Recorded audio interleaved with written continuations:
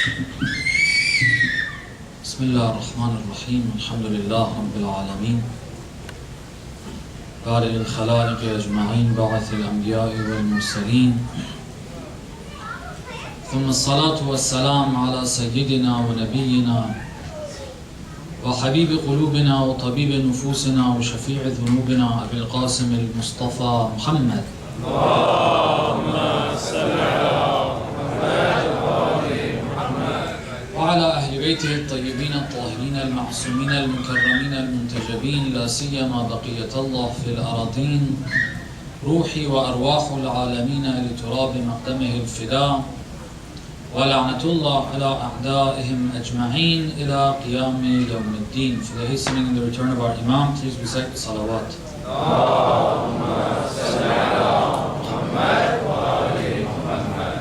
Inshallah, for his health and well-being, let's recite the second one louder.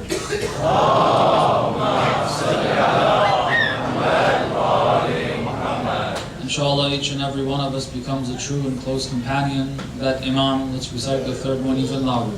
Allahumma salli ala Muhammad wa ali Muhammad. Adnallah hujurakum. We commemorated these nights. This is the night of Ashura. We hope that the 12th Imam has accepted from all of you and all of us. The Lady Fatimatu Zahra, inshallah, is accepted. And the acceptance of that is more tawfiq to be able to serve their cause in a way that's pleasing to them.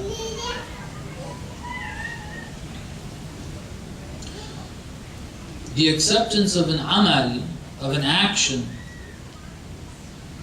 of a deed, of a ritual, of a prayer, of mourning for Abu Abdullah al-Hussein, beating our chests, crying, shedding tears, is not receiving something material. Material barakah in our belongings, in what we earn in this dunya.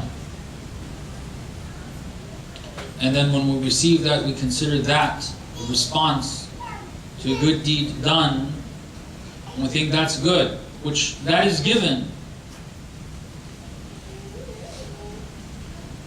But even that should be seen as an opportunity to do more, not as an opportunity to spend more on leisure. It's an opportunity to spend more on the dunya.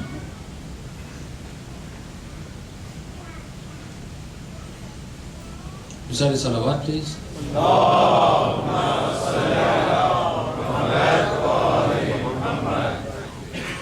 I was thinking what to discuss on this last main night. Programs will continue. We'll have Sham al tomorrow night. And I believe there's a talk on Saturday night as well. But as we know, this is the most important night.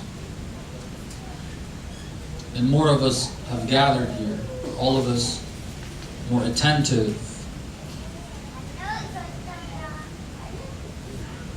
I thought to start with something that happened in Karbala on this night, for us to think. Consider ourselves there.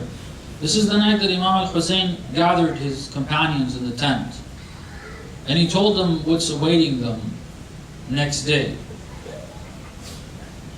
And he told them, if you want to leave, go ahead and leave.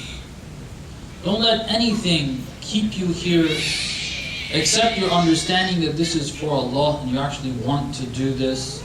You want to sacrifice your life for Allah subhanahu wa ta'ala. Isn't that very serious? It's nice to talk about that and to see people willing to make that sacrifice, willing to stay, willing to stand, willing to defend Imam al-Hussein for his cause. Not on a personal note. Imam al-Hussein was not there for something personal. the issue they had with Imam al-Hussein was not because who he was as an individual, it was because of his objective.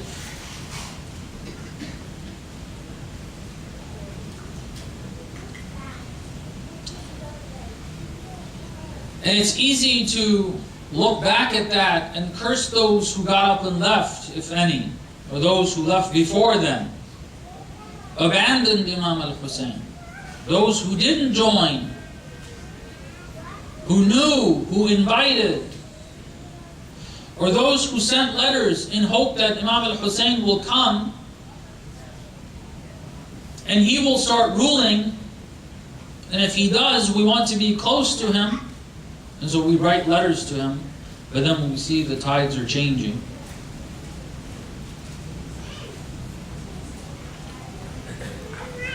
we see that things are moving in a different direction, we joined the other party. That's what they did. Imam Hussein spoke to the army. He said, "O Shabath ibn Rib'i, didn't you write me a letter?" He was one of the commanders of one of the fleets of Umar ibn Sa'd. He did a lot there. Shabath ibn Rib'i wrote a letter to Imam al-Hussein asking him to come. And he joined the other side. It's easy to condemn them, and it's nice and it feels good to talk about how great the people were who stood with Imam al-Hussein. But it's definitely not easy to actually do it, to actually be there, to actually hear that.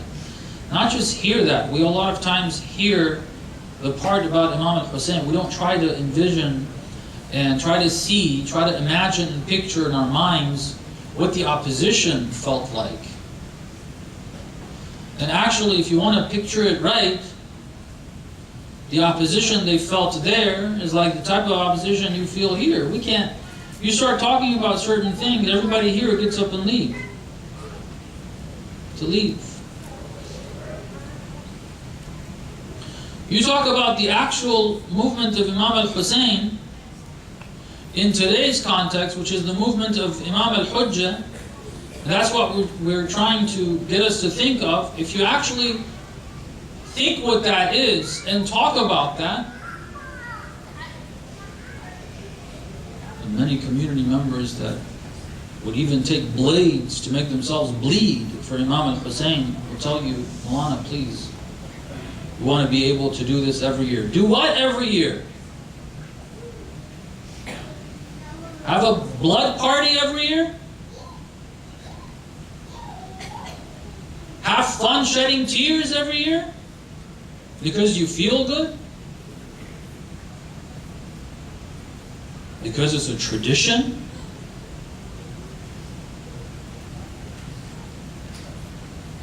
Why did Imam Zain al-Abidin begin the tradition of remembering Imam al-Hussein? What was the effect of it? Was it a personal thing, Imam Zain al-Abidin? Taking every opportunity, sitting in the sun, so people asked him, why are you sitting in the sun? Because my father's body was under the sun for 3 days. Why? For getting them to cry? Feel pity for the Imam? His father was treated in that way? Is that how you understand Imam Zain al-Abidin? Shame on anyone who thinks of Imam Zain al-Abidin in that way. That's not Imam Zain al-Abidin. He's using that as an opportunity. Talking about an atrocity in an emotional way to motivate the person, drive them, get them with their mind and their heart together, pull them, draw them, attract them to the same movement of Imam al-Hussein for another time.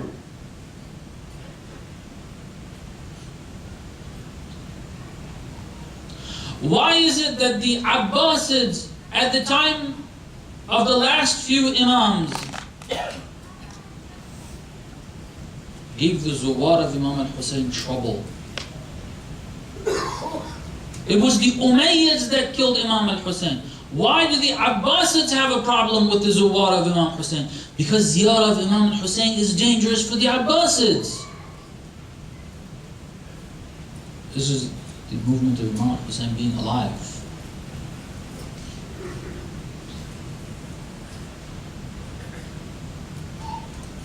We don't think of the opposition too much. We don't think of the realities at that time, and then see if now it's easy for us to curse those who didn't join. Or we are actually the same way. Now, I don't want to talk about condemning that. What I do want to talk about is this. Think about all of that and think about yourself being. This is the tent of Imam al-Hussein. Every little gathering on this night is the tent of Imam al-Hussein. Just picture your Imam. This time instead of Hussein ibn Ali, it is al-Hujjah ibn al-Hasan, the Imam of our time.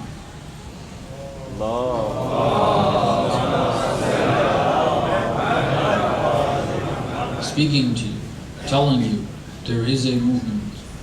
This is happening. It's imminent. Who is here to join me? Who wants to be part of this movement? And if you don't, leave.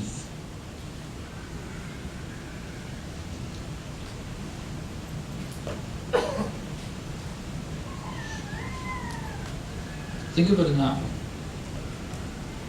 If you like to think of it in the historic context, Imam al-Hussein, think of it in that way. They're all the same light, right? Ya Ahlul Bayt, kulluhum nurun wahid.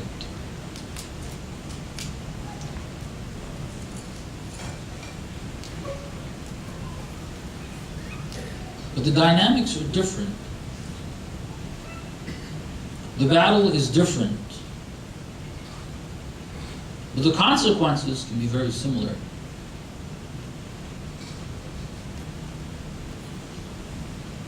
I've tried my best. Between me and Allah subhanahu wa ta'ala, I tried my best to explain to you what I understand between me and Allah is the movement of the Imam of our time today, and it's alive and it's current. There are those who are part of that, and there are those who are not part of that.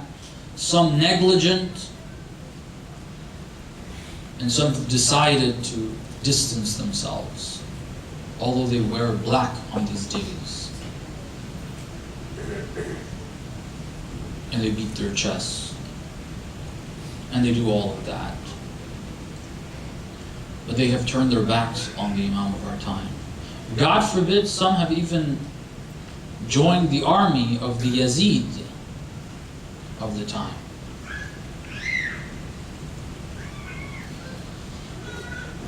How can we join? We've tried to explain there is a movement. The Imam of our time has a movement. Wallah, he has a movement. How else can I put this?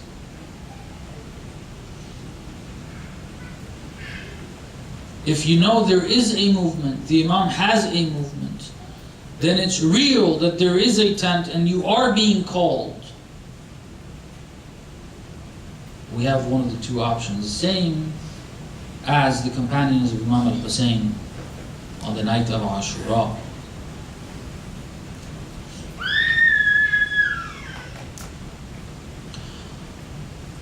What are we supposed to do? So if we say, yes, we want to be, so what does that mean practically? For the Shuhada of Karbala, what they had to do practically was pretty clear. You stay, the next day there will be a battle, and you'll give it everything you have.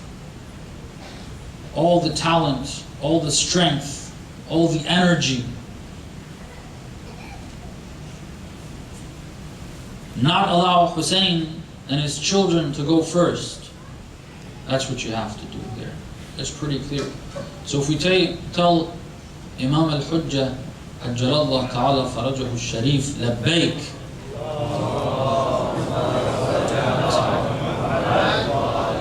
We say labbaik to him. What does that exactly mean? What are we saying labbaik to? What are we saying? Yes, we're coming, we're there. For us here,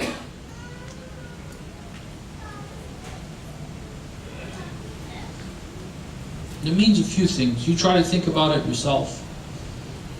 This is what, between me and Allah, this is what I think needs to happen. We read in all of the ahadith related to the coming of the Imam of our time. If we read them correctly, it is very clear. If you look at the way the Ahlul Bayt, salamullah alayhim ajma'een, behaved in this matter, the matter of governance, the matter of establishing the governance that Allah subhanahu wa ta'ala wants on earth. If you look at what happened after the Prophet, the way Amir al-Mu'mineen behaved, right after the Prophet, during the 25 years after they came to him, during the 4 or 5 years that he ruled, the way Imam al-Hasan behaved, the way Imam al-Hussein behaved, the rest of the Imams behaved, we know that the establishment of that government of the Imam of our time that will include the entire globe, this part of the world included, there will be no tyrant, okay? There will be no other government. All other governments will have to hand over the keys, the reins, whatever you like to call it, they will have to, they will be forced to hand it over to the Imam of our time. The method of the Ahlul Bayt, salamullah alayhim ajma'een, clearly is that the people of the world, the people of those areas, the people of those regions, the people of those countries have got to hand it over to him.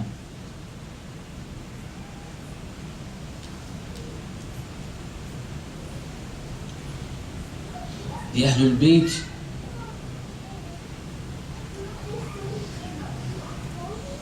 the Prophet and the Ahlul Bayt did not go to a nation and force upon them the government of Islam. That's what tyrants do. That's what the Romans did. That's the Persian rulers before Islam.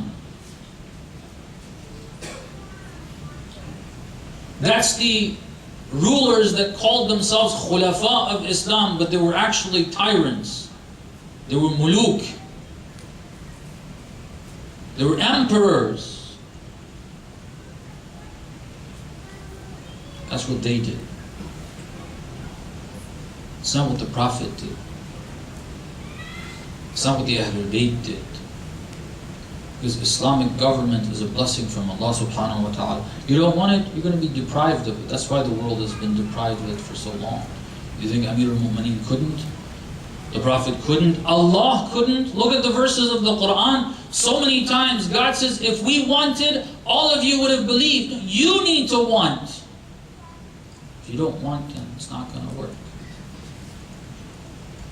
People of the world, حَتَّى تُسْكِنَهُ أَرْضَكَ طَوْعًا. God is going to bring about a circumstance that people are going to want the Imam to rule over them. And yes, of course, there will be minorities that will use whatever they have to fight that. But the majorities in those countries will be the first to stop the minorities in those countries. This is how the system works. Recite salawat, please.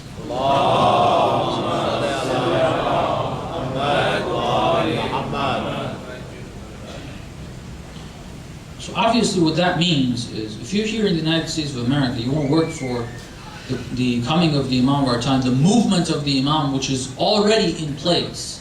It already has multiple followers. It already has people who are dedicated. It already has people who are sacrificing monetarily, sacrificing their lives, sacrificing their families. It's already moving forward. You want to join it? What you need to do, if you say labbaik, is that you need to work on the people of this country to want the government of the Imam.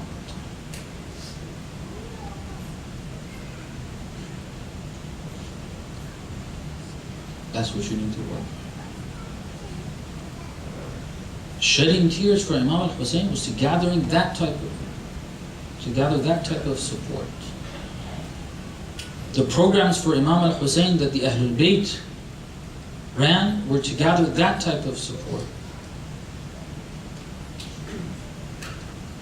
If we do programs for Imam al-Hussein, it should have that effect. If it doesn't, we're missing something here.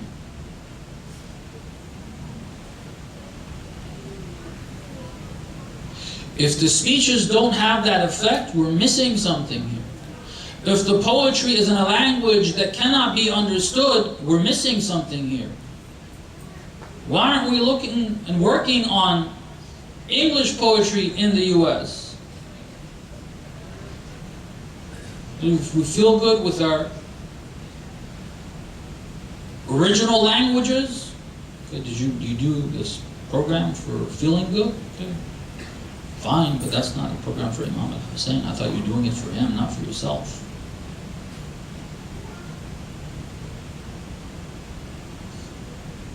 Should be English poetry. Proper English poetry. Poetry that has the actual message of Imam al-Hussein, that's relevant today, that makes sense to people, that becomes a beacon, that draws all of those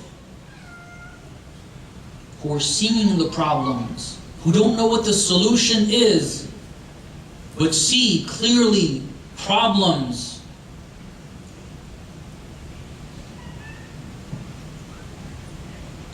And believe me, there are many. If we open our eyes, if we look for them, if we stop focusing on these programs as traditions for people that don't belong here, for programs that have nothing to do with this context, it's all foreign. No. Look for the actual movement of Imam al-Hussein. Today, look for the people that need it. The people who are thirsty for it. You start seeing there's plenty of people. Plenty of people.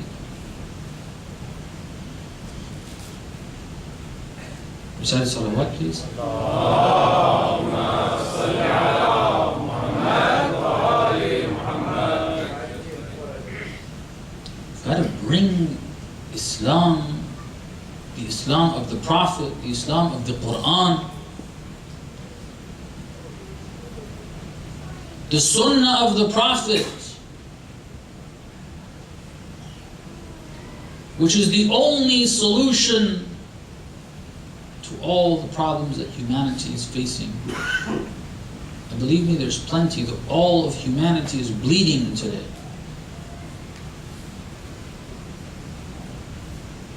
We have serious problems. If some of us are just having too much fun, keeping ourselves busy, right here in this country that's supposed to be the world superpower, or any other country that you think, and they say prosperity is highest, Western European countries, Scandinavian countries, some mention Scandinavian countries or otherwise, go and see and listen to the people and look at the lives of people. Is this prosperity?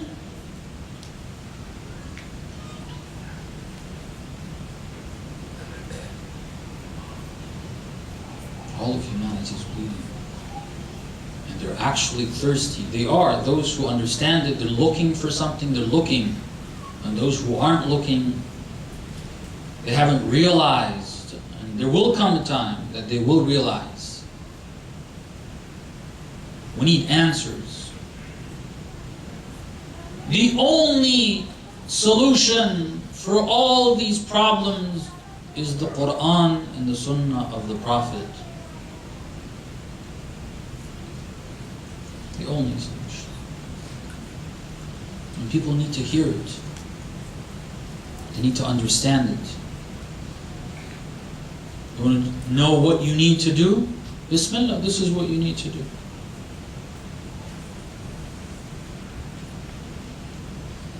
Your swords are pens and paper. Or instead of using your digital devices for everything but what's good, use them for this.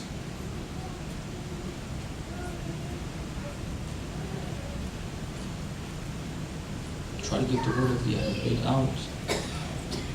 Let people understand, let people see, let people hear.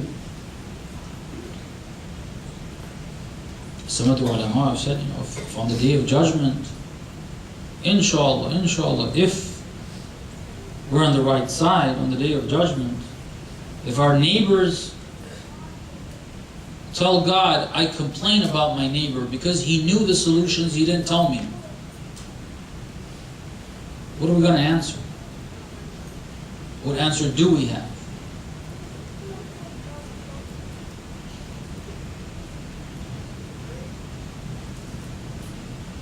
We have to get the message of the Ahlul Bayt out. In whatever way we can. Speak to people. Post things on social media. Recite salawat, please.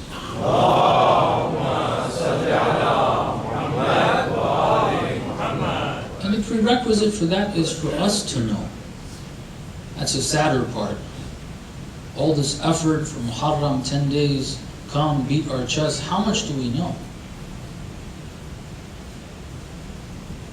How much do we know? How much of the Quran do we know? It's one book, right? 600 something pages. How much of it do we know? Do we understand? How much of it do we see? Do we even as Muslims see that that's the solution for all the problems? You're sitting there thinking, Shaykh, I'm sorry, that's not all the solution. You say, well, what are you talking about? If you say that's not the solution, I'm like, do you even know it to know if it's the solution or not? Why do you assume things without even looking it up?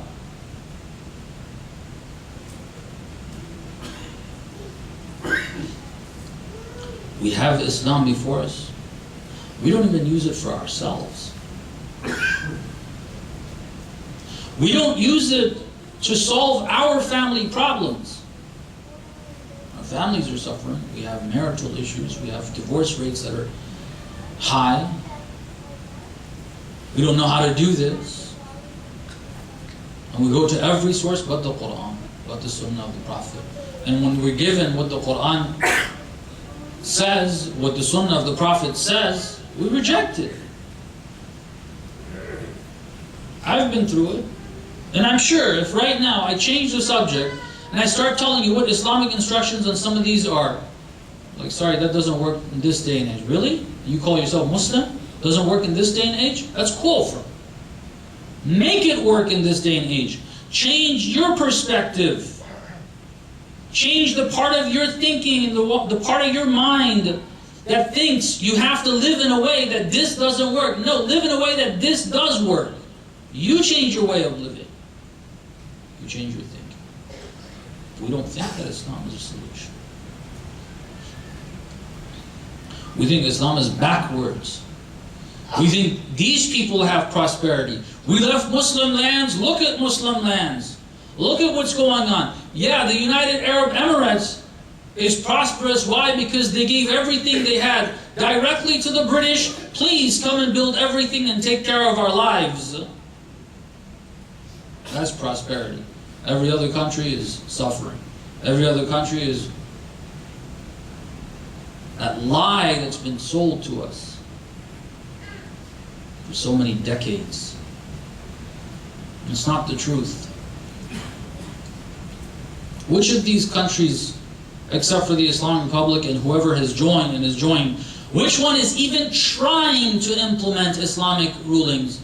The Islamic Republic is trying their best, and they have made a lot of progress. We can discuss that at some other time. And whoever has joined that, the same thing we're seeing. But anything outside of that, who's even tried to use Islam as a basis for building their society? I don't want to name any of you. You think of whatever country you're more familiar with. Any effort? How much of what you hear in parliaments, like presidents, members of parliament, has anything to do with the Quran or the Sunnah of the Prophet? They're actually trying to implement Western solutions. They're importing Western cultures, influenced by Western politicians, one way or the other. The Saudi is one way, the Jordanians a different way, the Egyptians a different way.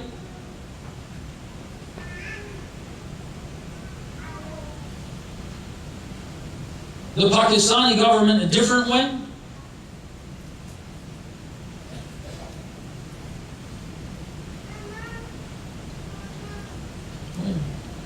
We, as the nation of the Holy Prophet,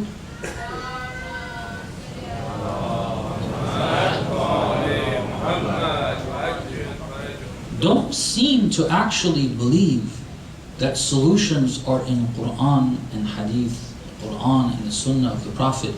If we did, we'd be working our tails to try to figure out from those sources what those solutions are today. I don't see that happening, except for the areas that I told you. I don't see that happening here. You have family issues, what happened? You go pick up a book from Barnes & Noble. By who? And it's interesting because speeches that contain that material, like, well, this guy knows what he's talking about. Oh, so Sodagar does not know what he's talking about. Steve Jobs knows what he's talking about.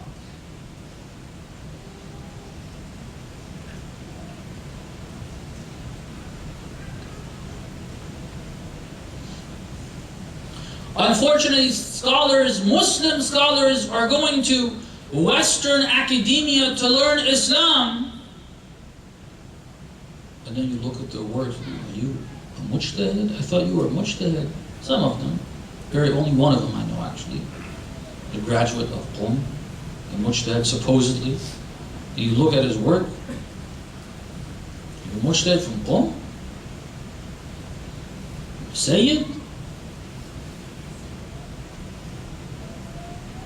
The work looks worse than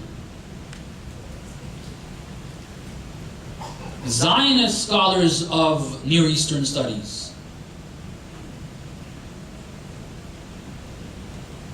Everything in their works is taking away the soul of Islam, turning it into just a piece of history that we're debating, was this said in this way or the other way? What happened to the soul of it? What happened to the solutions for contemporary issues?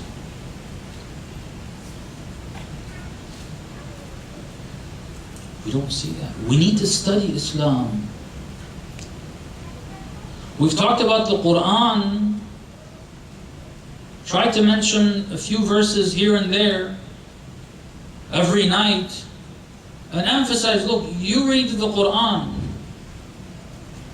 Try to think of your issues, what you're dealing with that mindset that the Quran contains guidance for your life. Whatever issue you're dealing with. And there are many issues we're dealing with that we don't even realize they are issues, they are problems. This way of living will lead to problems. If not today, 20 years down the line, we will see the negative effects of this lifestyle. But we don't realize that today. Look at the Quran, read it to try to understand that. Read your ad'iyah, your du'as, to correct your understanding of the cosmos, of the world, of yourself, of mankind. Read Nahjul Balagha. Read it for solutions. Don't read it, say, okay, it's mustahab, it's words of Amin. It's really nice. Really, what part of it's nice? If none of it's applicable, the only parts applicable are do this dhikr this many times. And there's no effect that you can actually see to that. What's the relevance of dhikr in the life of humanity? Is there any effect to it? Have you ever thought of that? Talking about mental health, there's plenty of examples. Mental health. Is there any space for talking about dua, dhikr, in the context of mental health? Or is it only their therapists, their pills, their medication that is a solution to it?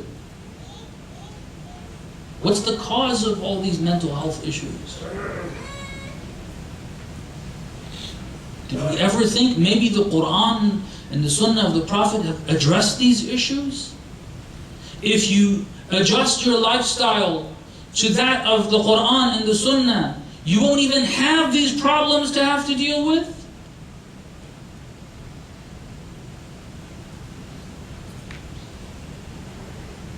Some of these topics come up and they become like very flashy titles. So let's talk about mental health. Entire series, 10 lectures, the speaker is talking about mental health. And then the sources. If Quran and Hadith are used, it's their understanding of the Quran and Hadith to conform with the Western. And they're like, oh, we had this 1400 years ago. We knew this more than you. Really?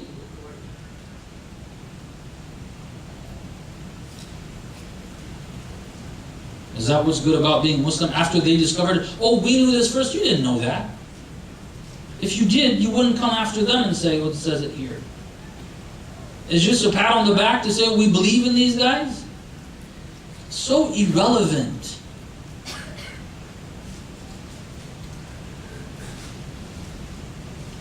Studying Quran, tradition, we have to look where. I don't see any effort.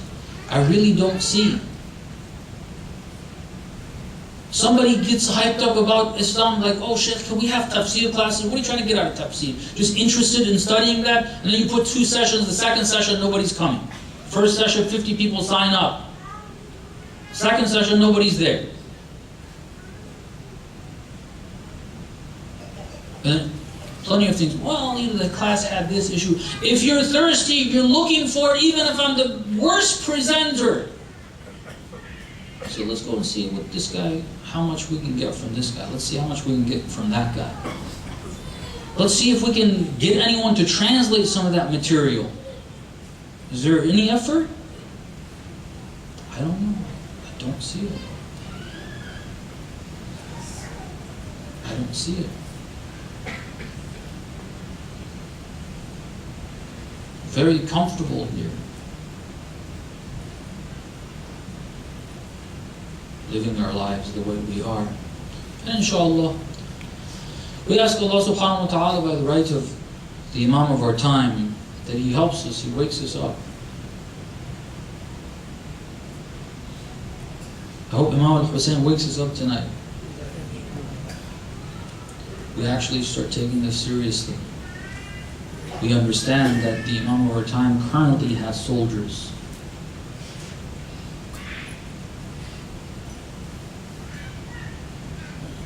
And it would be a shame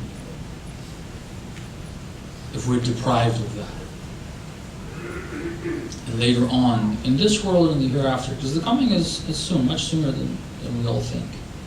And when that happens, we're like, oh, this guy was working too, that guy, they got it and I missed out. They're close to the 12th Imam. They've already done this work. They're connected. And I'm just now starting. Inshallah, we ask Allah to help us understand that. Recite a salawat, please. Allahumma salli ala Muhammad wa ali Muhammad. Recite another salawat.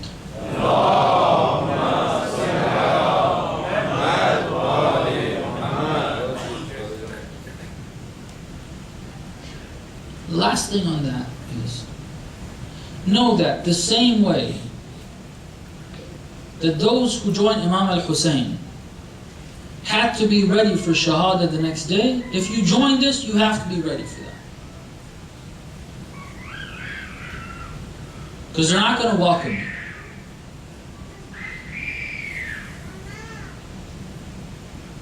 They're not going to welcome you. Right now they won't. When the Imam comes in, yeah. When it's all set up, everybody will be welcoming you. But now if you start, you're not going to be welcomed.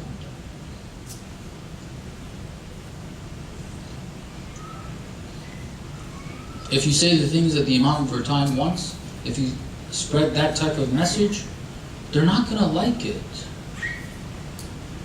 You're basically telling them, you need to step down. The Imam of our time needs to take your position. That's what you're saying. Do they like it? You think they're going to like it?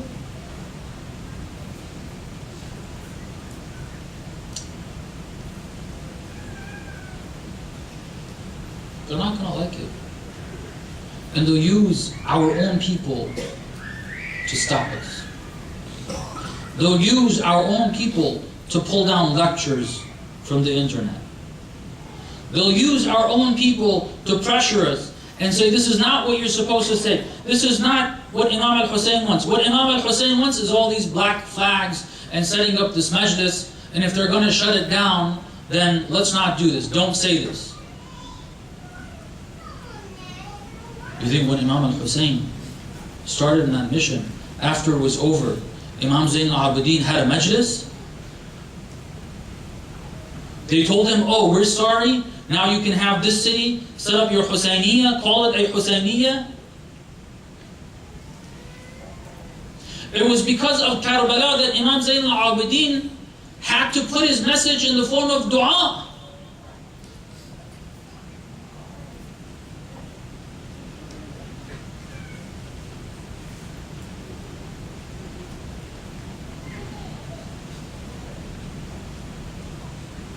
Say salawat. Allahumma salli ala Muhammad wa ali Muhammad. They're not going to welcome you. They're not going to welcome you or give you a hard time. And if you do better, they'll be harsher on you. And you do more good, they'll be even harsher on you.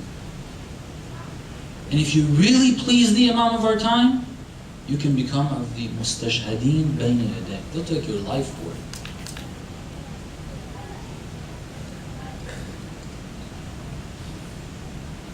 Is it just nice to hear about history? Zuhair got up, he said, Ya Abu Abdullah, if they kill us and burn our bodies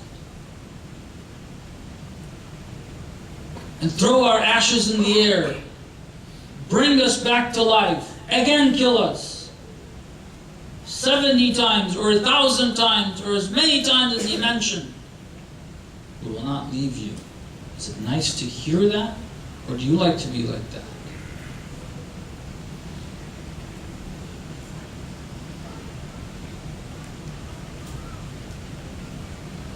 If you really please the Imam of our time, then he will select you as a shaheed. It's an honor. It's an honor for a person to be selected as a shaheed. There was a speech I saw Ayatollah Khamenei giving after the war to the families of the Shuhada in the Islamic Republic. You know, Ayatollah Khamenei was part of that. He was tortured before the revolution.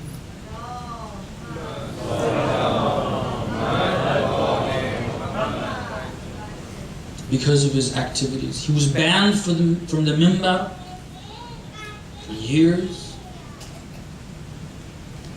And he had to go around, play his tricks, go ahead and speak, and then they would stop him again, try somewhere else, stop him again, go to another city, stop him again. That's pleasing the Imam of our time.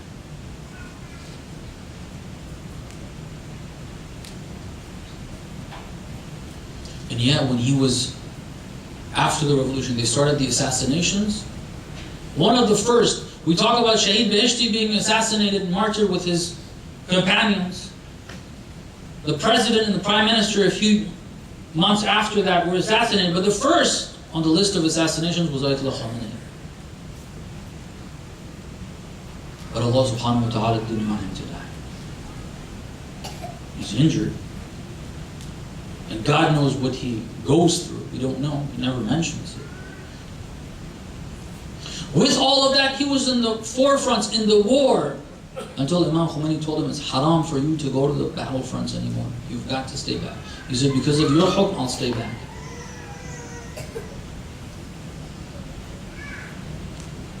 There's a war, when the war was over, he was meeting the families of the shuhada.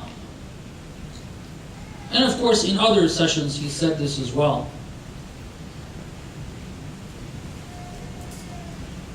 He said, I believe it's in this one with the families of the shuhada. He said, the worst thing we could imagine is for us to die in a different way than your children die.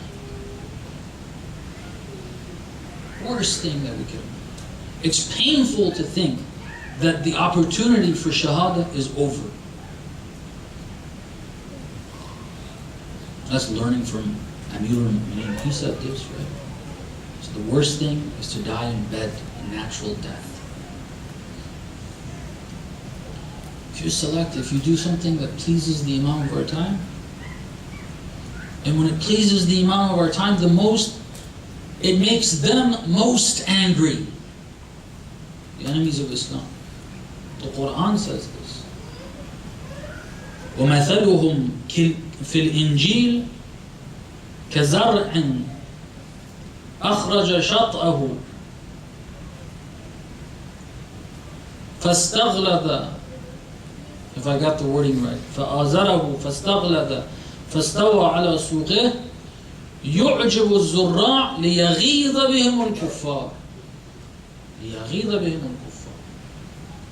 The companions of the Prophet, which are the companions of Amir al-Mu'mineen, which are the companions of Imam al-Hassan, which are the companions of Imam al-Hussein, which are the companions of the Imam of our time, currently, their parable in the Injil, in the Gospel, is like a seed that grows and becomes strong, such that the one who planted that seed is amazed of how it grew. And then what happens with that? لِيَغِيظَ بِهِمُ الْكُفَّارِ. Kuffar are going to be very angry,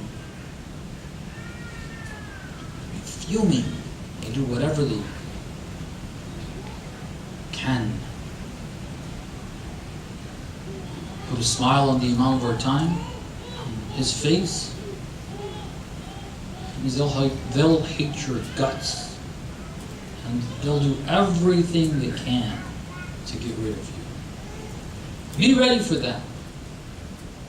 If you want to say labbaik to the Imam of our time, expect that.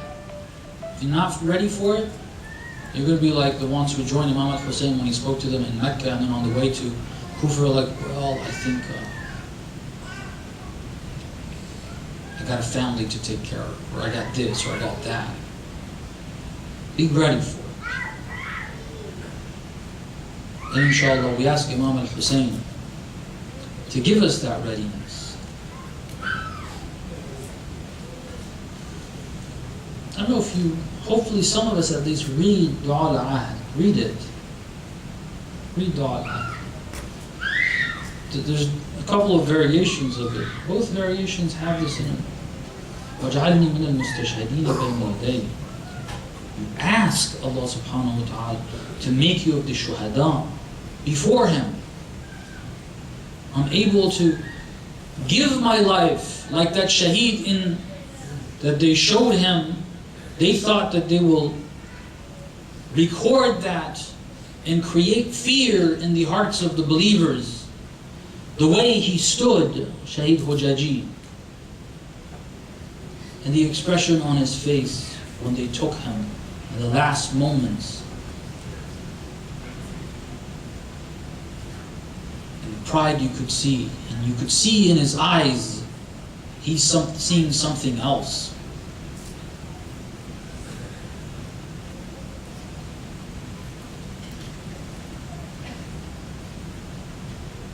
happy because he's giving his head for the Imam of the time.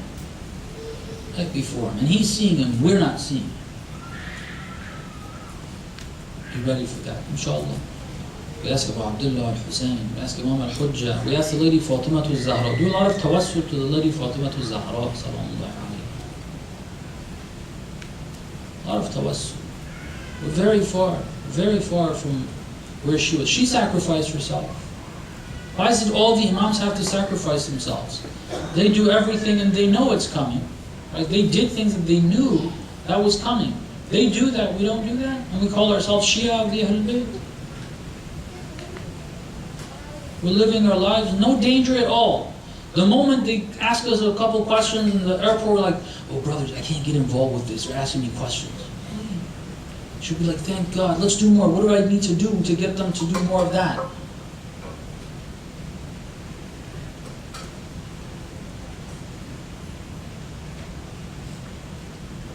Lady Fatima al-Zahra sallallahu alayhi can cure us, can cure our hearts, can cure our minds. We ask her, inshallah, we ask her, by the right of the 12th Imam, that she takes her hand, inshallah. Sallallahu alayka ya Abu Abdullah. Sallallahu alayka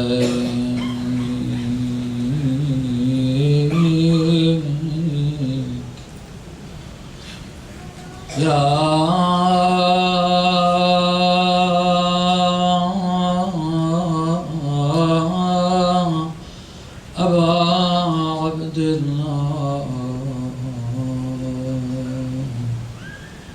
Sallallahu alayka ya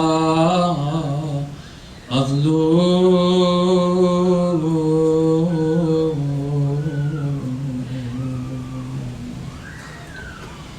Sallallahu alayk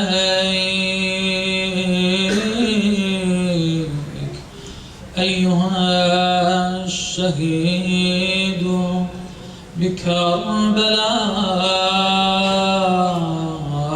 عطشانا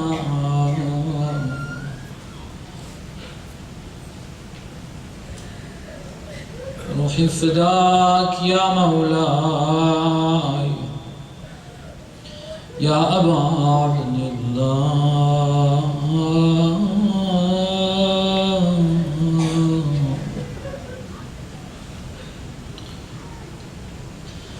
May Allah's peace and blessings be upon you.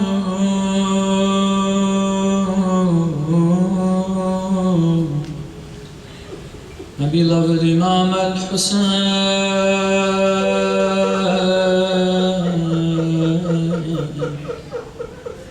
my beloved oppressed Imam,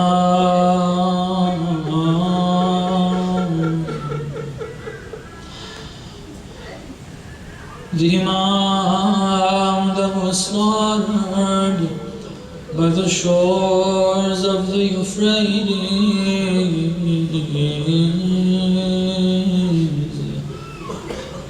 while his mouth was dry of thirst.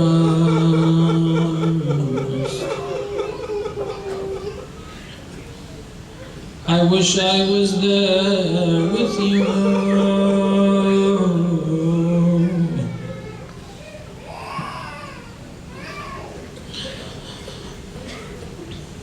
I wish I could sacrifice myself for you.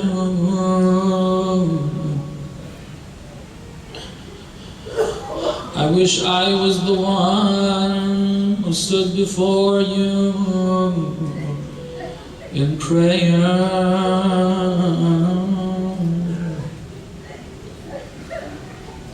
watching those arrows come for Hussein, but blocking them with his body.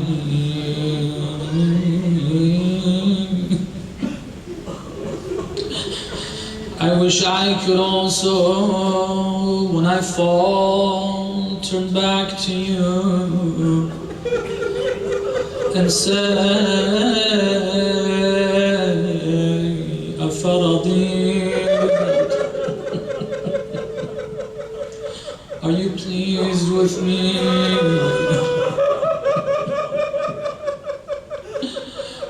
Hussein, every bullet will be worth it if it'll bring a smile on your face.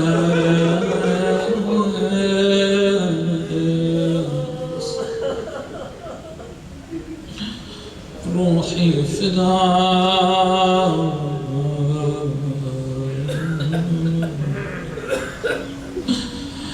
I wish my children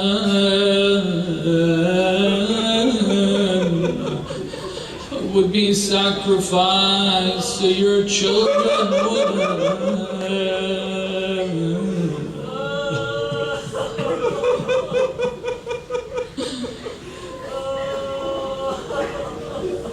روحي فداك.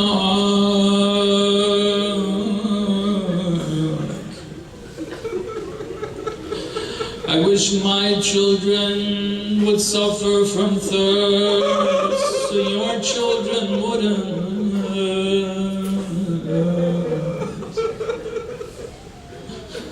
روحي فداك يا مولاي.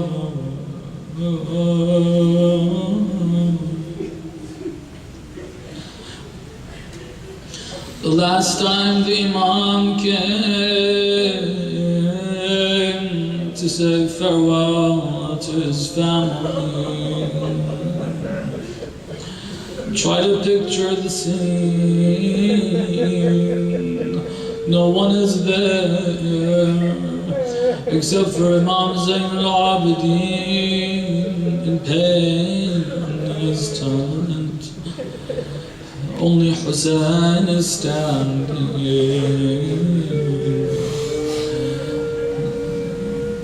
Zainab, be patient after me, saying whatever he has to say to them. The narration says he glanced at his 6-month-old baby.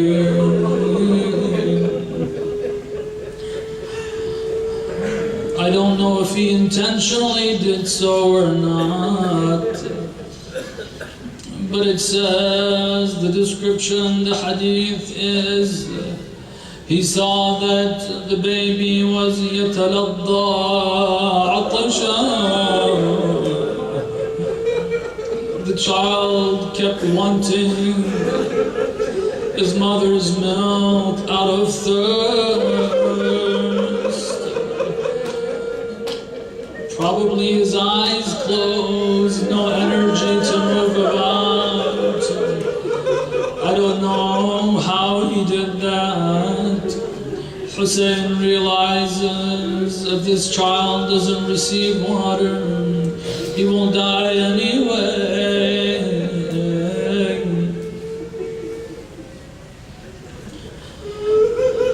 Imam al-Hussein took the child to the battlefield and try to picture your lonely Imam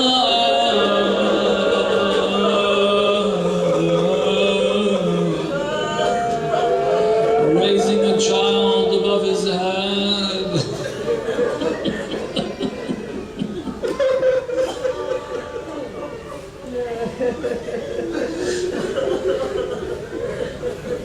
روحي فداك.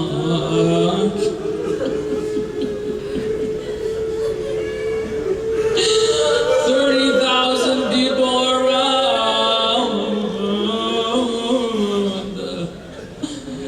and your Imam is alone.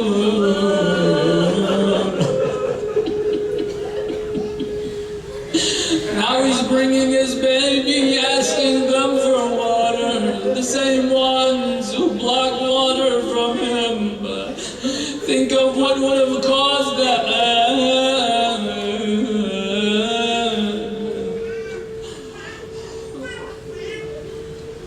I don't know how the order was made, but as Imam al-Hussein is waiting, just a few drops of water, take him yourselves and quench his thirst and return the baby. Probably looking at the enemies, he probably felt the baby having some movement. He didn't know what was happening. He looked up.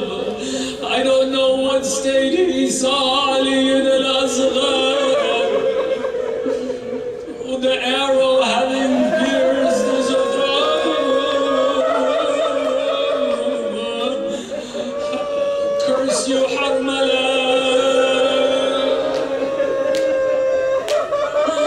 He was only an infant.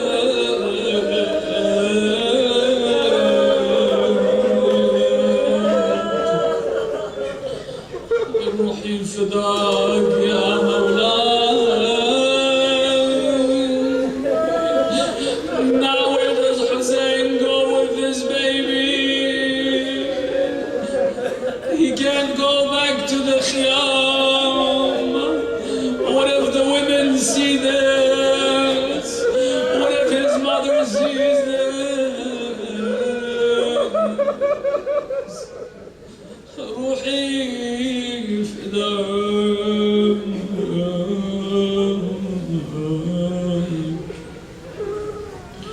روحي فداك يا مولاي. We don't understand, brothers and sisters. Imam al-Hussein in Karbala. Believe me, we don't understand.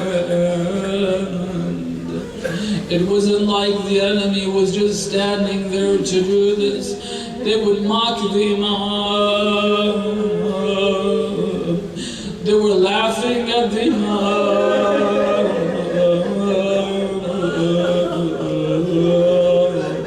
They were partying. In every attack against the Imam. We don't understand, Ya Hussein. Give us a little bit, a glimpse of it, so we can have that pain, how it actually should be, to motivate us to want to sacrifice our lives for your son, the Mahdi. Ya Baqiyat Allah.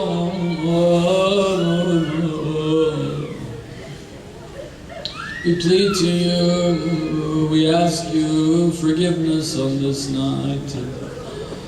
By the right of Imam al-Hussein, by the right of his Ali al-Asghar, by the right of Zainab,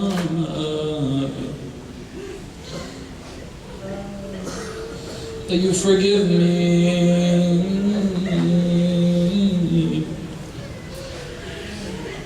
I know you have tried. Believe me, brothers and sisters, don't think the Imam has left you. The Imam keeps calling upon us. We keep rejecting and he keeps calling.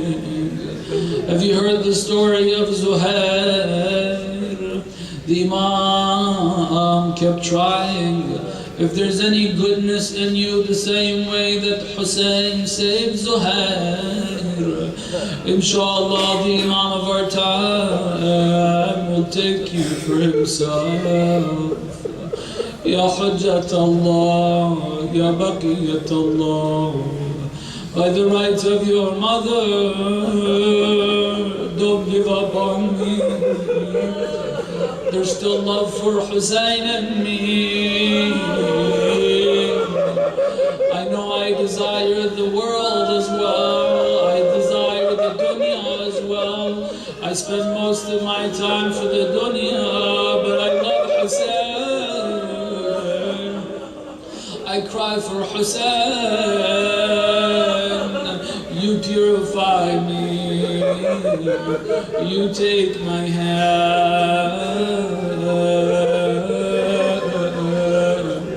Don't give up on me, my Mawla. صلى الله عليك روحي فداك ألا لعنة الله على القوم الظالمين وسيعلم الذين ظلموا أي منقلب ينقلبون اللهم إنا نسألك وندعوك باسمك العظيم الأعظم الزهراء وأبيها وبعلها وبنيها والسر المستولى فيها بك يا الله يا الله يا الله يا الله يا الله يا الله يا الله يا الله يا الله يا الله يا رحمن يا رحيم يا مقلب القلوب ثبت قلوبنا على دينك وعلى محبة أوليائك. O Allah, hasten the return of our Imam. Enable us to be his true and close companions. Protect and prolong the life of those helping the cause of Islam, especially the ulama and the maraja and our leader. Ya Allah, forgive us all of our sins. Forgive our parents, our grandparents, our relatives, all believers, those who are alive, those who left this world. Ya Allah, grant all of us our hajat, material as well as spiritual. Relieve all believers who are suffering from hardships, difficulties, illnesses in this community, in the community of believers worldwide. We ask you to relieve them all and relieve us all. By the rights of the Imam of our time, relieve all the people of the world of the oppressions they're facing. النبي وآله رحم الله من قرأ الفاتحة مع الصلاة.